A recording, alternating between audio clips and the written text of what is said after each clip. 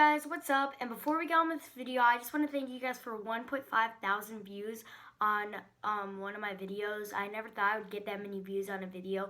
Anyway, let's get on with the video. Today I'm going to be teaching you a sound, a beatbox sound. It's called a hollow clop.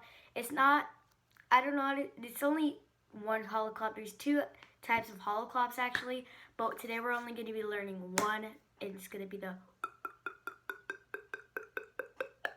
So this is a really simple sound. We're about to learn it right now. This sound is actually an extremely simple sound. A lot of people might be like, wow, it's so impressive that you can do that. But it's a really simple sound, and yeah. So let's get on with it. So guys, basically what you want to do is you want to have your teeth like this. My hands, my teeth. And then you want to have, say this hand's my tongue and this is your bottom teeth, right? You want to go like with your tongue, like smack it down, and yeah, basically just smack your tongue down. Like think of making this sound, the click, but without the part, which is the top part of your mouth. Let me show you a representation of how you do the sound. So yeah, that's basically how you do the sound.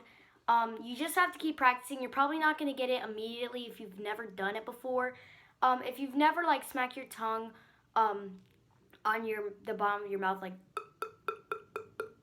without the to the beginning, you're probably not going to get it right away. So keep practicing. It might not make any noise. It might go like for the first few times, and then yeah. And so how to like higher the pitch of the, or like raise the pitch of the sound, like the. You want to open your mouth even more, and that will make it sound like the pitch sound like a little bit like higher, like, you know what I mean? But anyway, guys, yeah, that's how you do the hollow clop. Hopefully you learned something from this, and if you did, leave a like, subscribe, and if you want more tutorials, I will give you some tutorials. And see you guys next time. Goodbye.